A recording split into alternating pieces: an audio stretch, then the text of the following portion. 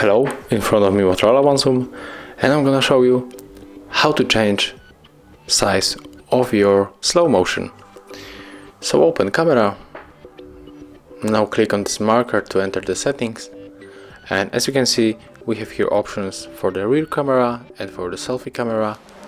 So slow motion size is here, and we can go for the 120 and 240. And of course the same for the selfie camera. So I will go for the HD 240 frames per second. So this is how it looks on this device. Thank you for the watching. Leave likes, subscriptions and of course comments below.